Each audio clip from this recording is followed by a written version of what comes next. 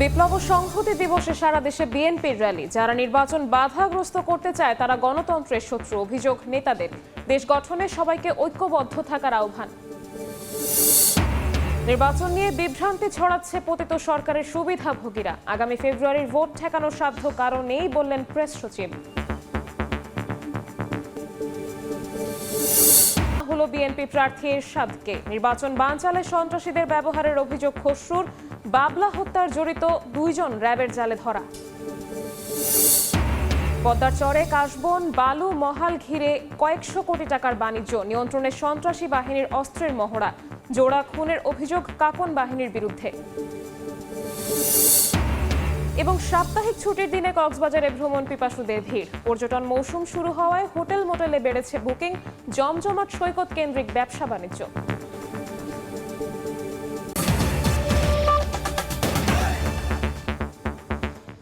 বাংলা সময়ের সঙ্গে আছি আমি শবনব নিবিড়।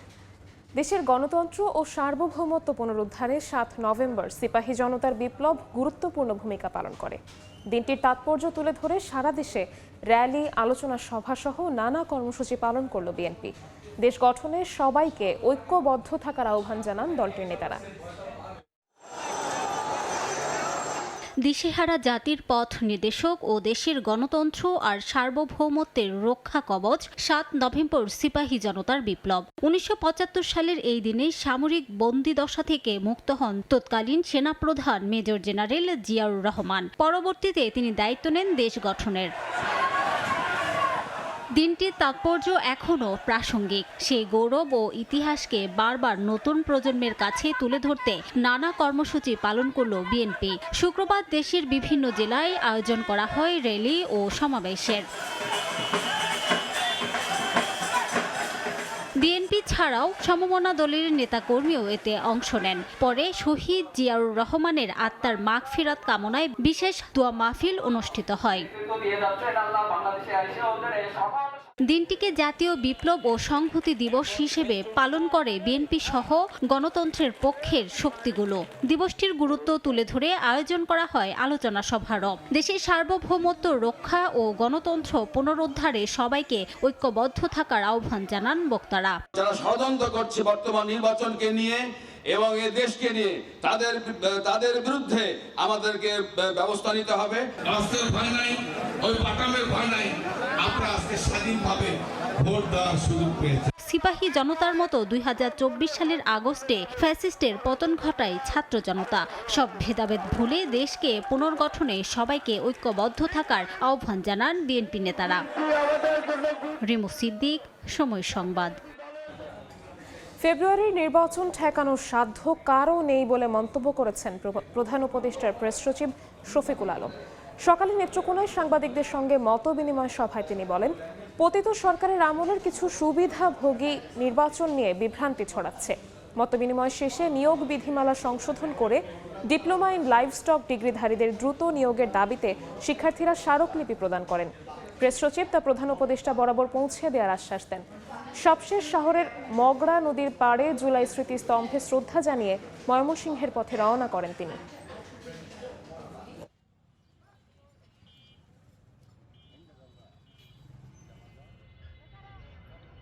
নির্বাচন নিয়ে কোনো বিভ্রান্তি নাই। যারা বিভ্রান্ত করছেন তারা আপনি খুঁজে দেখবেন যে তারা হচ্ছেন এই পতিত স্বৈরাচারের দোসর ছিলেন। হয়তোবা তার কাছ থেকে পূর্বাচলের প্লট পেয়েছেন, নতুবা তার কাছ থেকে কোনোভাবে কোনো মনিটারি বেনিফিট পেয়েছেন, বা তার দ্বারা তারা সেই সময় খুব সুখে শান্তিতে ছিলেন বা অনেক ধরনের বেনিফিটস পেয়েছেন। নির্বাচন নিয়ে কোনো ধরনের কোনো বিভ্রান্তি। নির্বাচন ফেব্রুয়ারির প্রথমার্ধে হবে। বিএনপির মনোনয়ন ঘোষণার পর মাদারীপুর 3 আসনে বইছে নির্বাচনী আমেজ। ভোটারদের মাঝে বাড়ছে উৎসাহ উদ্দীপনা। অন্তঃকোন্দল নয়, সবাইকে নিয়ে ঐক্যবদ্ধভাবে কাজ করার প্রতিশ্রুতি বিএনপি মনোনীত প্রার্থী আনিসুর রহমান তালুকদার খোকনের। এদিকে মাদারীপুর 1 আসনে বিএনপি থেকে মনোনয়ন দেওয়া হলেও ঘোষণার পর 24 ঘন্টার মধ্যে তা প্রত্যাহার করে নেওয়া হয়েছে। পাল্টাপাল্টি আন্দোলন করছেন মনোনয়ন বঞ্চিত ও প্রত্যাশী প্রার্থীর কর্মী সমর্থকরা। অন্যদিকে মাদারীপুর 2 আসনে কাকে দেয়া হবে ধানের শীষের টিকিট তা নিয়ে চলছে জল্পনা কল্পনা। সঞ্জয় কর্মকার অভিজিতের রিপোর্ট, ছবি তুলেছেন শাহাদাত আকন।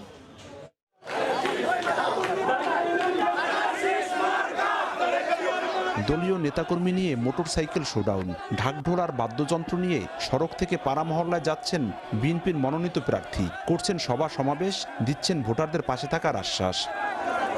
মনোনয়ন পাওয়ার পর নিজ এলাকায় গণসংযোগ করেন মাদারীপুর ৩ আসনের বিএনপির মনোনীত প্রার্থী আনিসুর রহমান তালুকদার খোকন।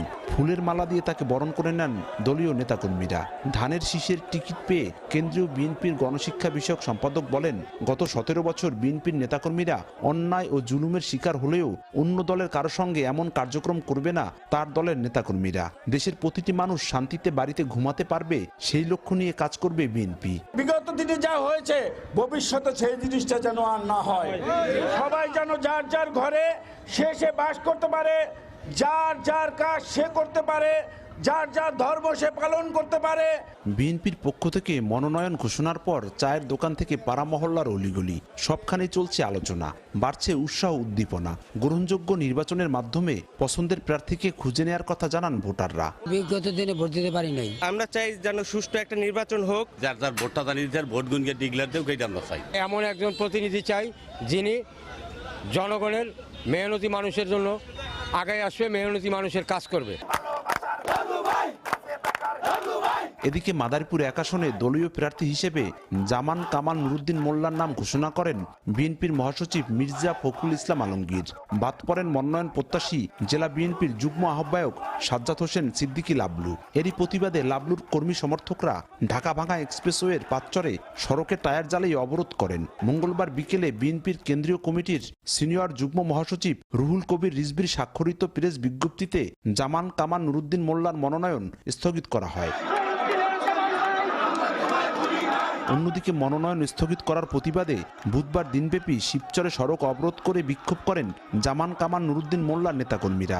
খণ্ড খণ্ড মিছিল নিয়ে যোগ দেয় কয়েক হাজার নারী পুরুষ। এ সময় তারা নুরুদ্দিন মোল্লার মনোনয়ন পুনর্বহালের দাবি জানান। সঞ্জয় কর্মকার, অভিজিৎ, সময় সংবাদ, মাদারীপুর। চট্টগ্রামে গণসংযোগে গুলিবিদ্ধ বিএনপি প্রার্থী এরশাদ উল্লাহকে উন্নত চিকিৎসার জন্য আনা হলো ঢাকায়।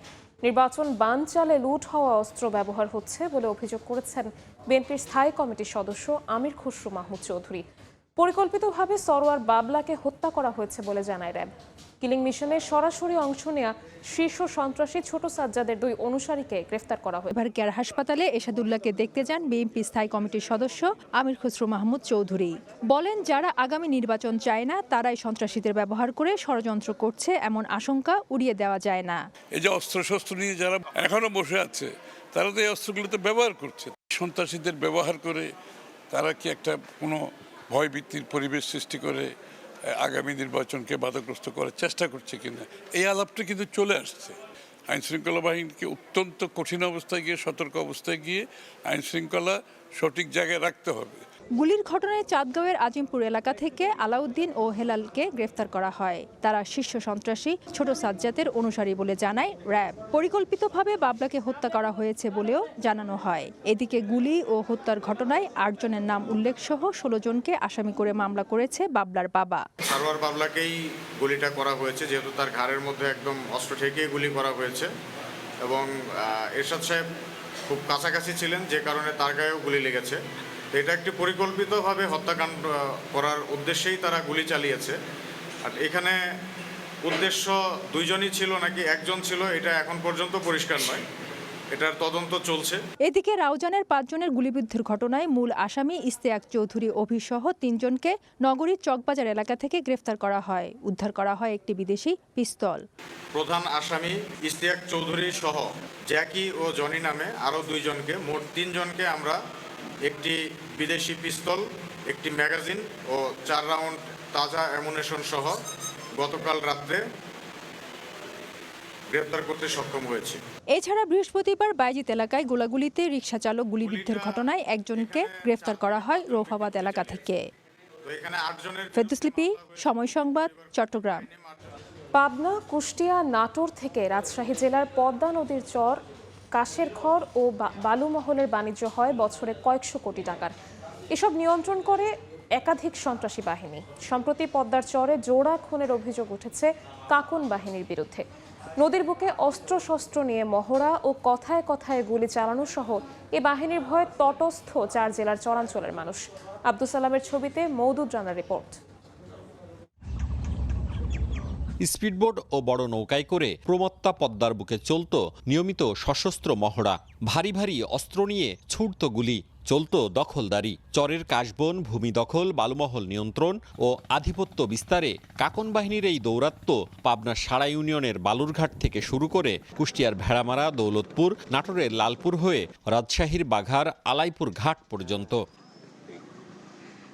পদ্মার বুকে জেগেছে বিস্তীর্ণ চর, তাতে বিনা খরচের ফসল কাশ। ব্যবসায়ীদের দাবি, শুধুমাত্র বাঘা উপজেলার চরেই বছরে কাশের খড়ের ব্যবসা হয় অন্তত 50 কোটি টাকার। পাবনা থেকে রাজশাহী পর্যন্ত হয় 300 কোটি টাকার বাণিজ্য। বিশাল অঙ্কের এই কারবারে জমির মালিক থাকে উপেক্ষিত। পুরোটা নিয়ন্ত্রণ করে কাকন বাহিনী সহ প্রভাবশালী সিন্ডিকেট। যে বালুঘাট ডাকে তা হয়তো বলে আমাকে একটু শিয়াল লাও, এরম করি ও শুরু করে, আর ওর লোক দিয়ে ঘাট চালাই। মাঠটা তো একজনের দখলে থাকে বা পাহাড় দেয়, ওদের থেকে আমরা কিনি। এখন জমি 1 লাখ টাকা দিয়ে কি না দেয় ওটা তো আর আমরা বলতে পারলাম না। কাশবন দখলকে কেন্দ্র করে গত 27 অক্টোবর কুষ্টিয়ার দৌলতপুরের পদ্মার চরে আমান ও নাজমুল নামে দুজনকে গুলি করে হত্যার অভিযোগ উঠেছে কাকন বাহিনীর বিরুদ্ধে। আনতে গেলেই ধরেন যে খালি গুলি করে। কাকনের বিচার চাই বেটে, এইটুকু আমার কথা। চরবাসী বলছেন, 4 জেলায় পদ্মার বালু বাণিজ্য হয় কয়েক হাজার কোটি টাকার। 4 জেলায় থাকা 5টি সিন্ডিকেটের সদস্য প্রভাবশালীরা বিভিন্ন অনুপাতে কমিশন পান। সব জায়গাতেই চাঁদাবাজি, মস্তানি, জমি দখল সবকিছুই ও নিজেই বহন করে, ভোগ করে। হত্যাকাণ্ডের ঘটনায় হাসানুজ্জামান কাকনকে প্রধান আসামি করে কুষ্টিয়ার দৌলতপুর থানায় মামলা হয়েছে। গত জুন থেকে অক্টোবর পর্যন্ত এ বাহিনীর বিরুদ্ধে মামলা হয়েছে 6টি। গোয়েন্দা তথ্য রয়েছে, কারা অ্যাক্টিভলি কাজ করতেছে, তাদেরকে গ্রেপ্তারের আওতায় দ্রুত আনা যায় কিনা সে বিষয়ে আমাদের বিশেষ অভিযান পরিচালিত হচ্ছে। গত 17 জুলাই নাটোরের বালুমহলে কাকন বাহিনীর আস্তানায় অভিযান চালিয়ে 3টি পিস্তল, 48টি গুলি, মানুষের মাথার খুলি, মাদকদ্রব্য উদ্ধার করে যৌথ বাহিনী। মওদুদ রানা, সময় সংবাদ, রাজশাহী। ব্রাহ্মণবাড়িয়ায় ট্রাকের ধাক্কায় অটোরিকশার চালক সহ 2 জনের মৃত্যু হয়েছে। অন্যদিকে বাগেরহাটে মোটরসাইকেল বাঁচাতে গিয়ে বাস উল্টে 2 জন নিহত হয়েছেন। ভোরে ব্যাটারি চালিত অটোরিকশায় সবজি নিয়ে ব্রাহ্মণবাড়িয়ায় সরাইল বাজারে যাচ্ছিলেন ব্যবসায়ী মুসলিম মিয়া। পথে বড্ডাপাড়া এলাকায় নাসিরনগরগামী একটি ট্রাক অটোরিকশাকে ধাক্কা দেয়। এতে ঘটনাস্থলে প্রাণ হারান চালক সহ 2 জন। এদিকে বাগেরহাটের রামপালের তেঁতুলিয়া সেতু এলাকায় বিপরীত দিক থেকে আসা মোটরসাইকেলকে রক্ষা করতে গিয়ে যাত্রীবাহী বাস উল্টে যায়। এতে ঘটনাস্থলেই বাসের 2 যাত্রী নিহত হন। আহত হয় অন্তত 7 জন। অন্যদিকে নোয়াখালীর সোনাপুরে বাসের ধাক্কায় 5 বছরের শিশু নিহত হয়। এছাড়া কিশোরগঞ্জের ভৈরবে দাঁড়িয়ে থাকা ট্রাকে পিকআপের ধাক্কা লাগলে ড্রাইভার হেলপার সহ আহত হন 4 জন। রাঙামাটি জেনারেল হাসপাতাল থেকে এক নার্সের ঝুলন্ত মরদেহ উদ্ধার করা হয়েছে। হাসপাতাল কর্তৃপক্ষ জানায়, গত 2-3 দিন ধরে তিনি শারীরিক অসুস্থতায় ভুগছিলেন, এজন্য 6 দিনের ছুটিও নেন। কিন্তু শুক্রবার ভোরে অসুস্থ অবস্থায় হাসপাতালে ভর্তি হন। পরে দুপুরের দিকে হাসপাতালের আরেক নার্স চেঞ্জিং রুমে ঝুলন্ত অবস্থায় তাকে দেখতে পান। খবর পেয়ে মরদেহ উদ্ধার করে মর্গে পাঠায় পুলিশ। এদিকে ঘটনার সত্যতা স্বীকার করে প্রাথমিকভাবে হাসপাতালের আবাসিক চিকিৎসক ডাক্তার শওকত আকবর খান জানান, মানসিক চাপের কারণে আত্মহত্যার ঘটনা হতে পারে।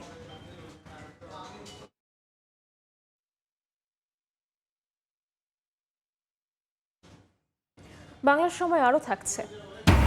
বেড়েই চলেছে পেঁয়াজের ঝাঁজ। 1 সপ্তাহে হিলির বাজারে 40 টাকা বেড়ে খুচরায় ঠেকেছে 110। সরবরাহ সংকটকে দুষছেন বিক্রেতা। দাম নিয়ন্ত্রণে আমদানির পরামর্শ। গাজীপুরে যৌথ বাহিনীর অভিযানে এনামুল হক মোল্লা সহ 7 জনকে গ্রেফতারের ঘটনাকে ভিন্ন খাতে প্রবাহিত করার চেষ্টা চলছে মন্তব্য করেছে সেনাবাহিনী। সকালে ধান গবেষণা ইনস্টিটিউটে সংবাদ সম্মেলনে এ তথ্য জানানো হয়। সেনাবাহিনী জানায়, গ্রেফতারকৃত এনামুল হক মোল্লার বিরুদ্ধে এর আগেও বেশ কিছু অপরাধে জড়িত থাকায় থানায় অভিযোগ দেওয়া হয়। সুনির্দিষ্ট তথ্যের ভিত্তিতে এই অভিযানকে যারা প্রশ্নবিদ্ধ করছেন তারাও এই চক্রের সদস্য। অপরাধীদের কোনো রাজনৈতিক পরিচয় নেই জানিয়ে নির্বাচনকে সামনে রেখে যারাই অস্থিতিশীল পরিস্থিতি তৈরি করবে তাদের বিরুদ্ধেই কঠোর ব্যবস্থা নেওয়ার কথা জানায় সেনাবাহিনী।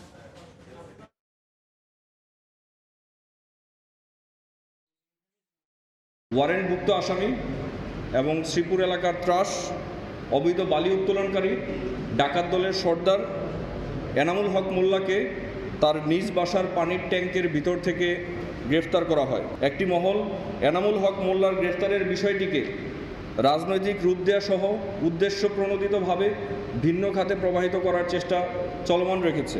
যারা এই ব্যাপারে অপপ্রচার করছে এবং অপপ্রচারের প্রশ্রয় দিচ্ছে, আমরা মনে করি এদেরও কোনো না কোনোভাবে সন্ত্রাসী কর্মকাণ্ডের সাথে সংশ্লিষ্টতা থাকতে পারে। সেই বিষয়টিকেও আমরা গুরুত্বের সাথে খতিয়ে দেখছি এবং উপযুক্ত প্রমাণ সাপেক্ষে তাদের ব্যাপারেও কঠোর আইনানুগ ব্যবস্থা গ্রহণ করা হবে। রাতের অন্ধকারে দিনাজপুর মেডিকেল কলেজ হাসপাতালে 3 দিন বয়সী নবজাতক মেয়ে শিশুকে ফেলে রেখে গেছেন মা। তার পাশেই রেখে গেছেন হৃদয় বিদারক চিঠি। গত 6 নভেম্বর রাতে দিনাজপুর মেডিকেল কলেজ হাসপাতালের শিশু ওয়ার্ডের বেডে এই নবজাতককে রেখে যান মা। সঙ্গে দিয়ে যান কিছু ওষুধ। তবে হতভাগা শিশুটির মায়ের রেখে যাওয়া চিঠি অনুযায়ী 4 নভেম্বর মুসলিম ঘরে জন্ম শিশুটির। নিজেকে একজন হতভাগা মা উল্লেখ করে শিশুটিকে কাউকে নিয়ে যাওয়ার আকুতি ছিল চিঠিতে। শিশুটিকে পরিচর্যা করছেন চিকিৎসক ও নার্সরা। শেরপুরে কৃষি কর্মকর্তাকে লাঞ্ছিত করার প্রতিবাদে যশোরে মানববন্ধন করা হয়েছে। সকালে জেলা প্রেস ক্লাবের সামনে শতাধিক কৃষি কর্মকর্তা এ মানববন্ধন করেন। এ সময় বক্তারা মাঠ পর্যায়ে কৃষি কর্মকর্তাদের উপর হামলা রাষ্ট্রের প্রশাসনিক কাঠামো ও সেবাদান ব্যবস্থার উপর আঘাত বলে মন্তব্য করেন। কৃষি কর্মকর্তা শাহরিয়ার মুরসালিন মেহেদীকে লাঞ্ছিত করার ঘটনায় জড়িতদের দ্রুত গ্রেফতার করে দৃষ্টান্তমূলক শাস্তির দাবি জানান তারা। সীমান্ত দিয়ে জাল টাকার নোট প্রবেশ প্রতিরোধে দিনাজপুরের হিলি সীমান্তে টহল বাড়ানো হয়েছে। জয়পুরহাট 20 বিজিবি ব্যাটালিয়নের অধিনায়ক লেফটেন্যান্ট কর্নেল লতিফুল বারী জানান, সীমান্ত দিয়ে জাল নোট প্রবেশ ঠেকাতে প্রতিরোধ ব্যবস্থা নেওয়া হয়েছে। পাশাপাশি নিয়মিত টহলে বিজিবির পক্ষ থেকে বাড়তি সেনা মোতায়েন সহ নজরদারি বাড়ানো হয়েছে। দেশে জাল টাকা কোনোভাবেই যাতে প্রবেশ করতে না পারে এ বিষয়ে সতর্ক অবস্থানে রয়েছে বিজিবি। সময় সরবরাহ কমের অজুহাতে দিনাজপুরের হিলিতেও বেড়েছে পেঁয়াজের দাম। 3 থেকে 4 দিনের ব্যবধানে 65 টাকা কেজি দরের পেঁয়াজ উঠেছে 110 টাকায়। এতে দিশেহারা নিম্ন আয়ের মানুষ। দাম নিয়ন্ত্রণে দ্রুত আমদানির পরামর্শ ব্যবসায়ীদের। শফিকুল ইসলামের তথ্য ও ছবি নিয়ে রিপোর্ট। পেঁয়াজ চাষির ন্যায্য মূল্য নিশ্চিত করতে গেল 3 মার্চ বন্ধ করে দেয়া হয় পণ্যটির আমদানি অনুমতি। হিলি স্থলবন্দরের আশপাশের বাজারে প্রতি কেজি পেঁয়াজের দাম থাকে 50 টাকার মধ্যে। দাম ঊর্ধ্বমুখী হলে 14 আগস্ট আমদানির সুযোগ দিলেও 31 আগস্ট থেকে তা আবারও স্থগিত করা হয়। এরপর 60 থেকে 65 টাকা কেজি দরে বেচাকেনা চলে মশলা জাতীয় এই পণ্যের। সম্প্রতি আবারও অস্থির পেঁয়াজের বাজার। 3-4 দিনে দাম বেড়ে দাঁড়িয়েছে 110 টাকায়, যা নাভিশ্বাস তুলেছে ভোক্তাদের। পেঁয়াজের বাজার আসলে হঠাৎ করে অনেক বেশি, মানে আগে আমরা তো কিনছি 60-65 এরকম, তো এখন এই যে হঠাৎ করে 80 টাকার নিচে তো নাই, 100 টাকা। পেঁয়াজের দাম যদি এত হতে থাকে আমরা কিনবো কিভাবে আর খাবো কিভাবে? পেঁয়াজ ছিল 60-65, এখন 80-90-100 টাকা পৌঁছতো। আমাদের যেই রকম চাহিদা তার থেকে আমদানি কম হয়, এই বাজারটা ঊর্ধ্বমুখী। বাজার নিয়ন্ত্রণে আমদানির উদ্যোগ নেওয়ার তাগিদ ব্যবসায়ীদের। এটা দ্রুত ভিত্তিতে এখনই আমদানি করার জন্য আমি গভর্নমেন্টকে অনুরোধ করছি। অন্যথায় পেঁয়াজের কেজি আবার যে 19 সালে 200 টাকা কেজি হয়েছে, এটা কেউ ঠেকাতে পারবে না। এই অবস্থায় সরকার আমদানির অনুমতি নিয়ে ভাবছে বলে জানিয়েছে বন্দর কর্তৃপক্ষ। আমদানি শুরু হলে আমাদের যে কার্যক্রম, পেঁয়াজগুলো দ্রুততার সহিত খালাস করতে যে সহযোগিতা করা দরকার অফিসিয়ালভাবে, আমরা সেগুলো করব এবং সেগুলো দ্রুত বাজারে পৌঁছে যাবে এবং ভোক্তা পর্যায়ে একটা বাজার স্বাভাবিকতা মনে হয় ফিরে আসবে। নতুন মৌসুমের দেশি পেঁয়াজ বাজারে আসতে আরও অন্তত 1 মাস সময় লাগবে বলে জানিয়েছে ব্যবসায়ীরা। সময় সংবাদ দেখছেন বাংলার সময়। পর্যটন মৌসুম শুরু হওয়ায় ছুটির দিনে প্রাণ ফিরেছে কক্সবাজার সমুদ্র সৈকতে। ভ্রমণ পিপাসু মানুষের পদচারণায় সাগর তীরে এখন যেন উৎসবের আমেজ। হোটেল মোটেলের বুকিং বাড়ায় ব্যবসায়ীদের চোখের মুখেও স্বস্তির ছাপ। আর পর্যটকদের নিরাপত্তায় সতর্ক লাইফগার্ড ও ট্যুরিস্ট পুলিশ। মোহাম্মদ ফরাজের ক্যামেরায় বিস্তারিত জানাচ্ছেন সুজাউদ্দিন রুবেল। সাগর তীর জুড়ে মানুষের ঢল, বালুচরে খেলছে শিশুরা, কেউ আবার ব্যস্ত ছবি তুলতে। একের পর এক ঢেউয়ের সঙ্গে আনন্দে মেতে উঠেছেন পর্যটকরা। সাগর তীরে এখন শুধুই ঢেউয়ের গর্জন আর আনন্দে মেতে থাকা মানুষের কোলাহল। শুক্রবার সাপ্তাহিক ছুটির দিনে কেউ পরিবার পরিজনের সঙ্গে, কেউ বা বন্ধু প্রিয়জনকে সঙ্গে নিয়ে এসেছেন বিশ্বের দীর্ঘতম সমুদ্র সৈকত কক্সবাজারে। এখানে আসছি সময় কাটাইতে বা ফ্যামিলি নিয়ে, খুবই ভালো লাগছে। বছর একবার এই সাগরে পা না ভিজাইলে মনে হয় যেন অপূর্ণ থেকে যায়। সমুদ্রের টানে এসেছি আর পরিবার নিয়ে প্রথম আসা।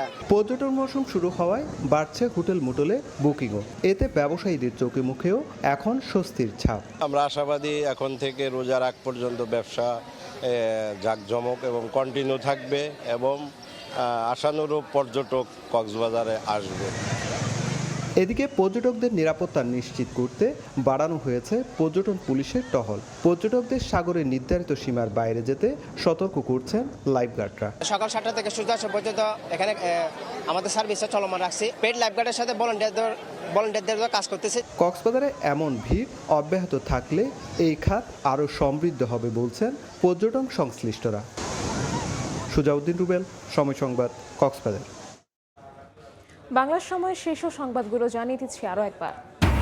বিপ্লব ও সংহতি দিবসে সারা দেশে বিএনপির র্যালি। যারা নির্বাচন বাধাগ্রস্ত করতে চায় তারা গণতন্ত্রের শত্রু। অভিযোগ নেতাদের, দেশ গঠনে সবাইকে ঐক্যবদ্ধ থাকার আহ্বান। নির্বাচন নিয়ে বিভ্রান্তি ছড়াচ্ছে পতিত সরকারের সুবিধাভোগীরা। আগামী ফেব্রুয়ারির ভোট ঠেকানোর সাধ্য কারণেই বললেন প্রেস সচিব।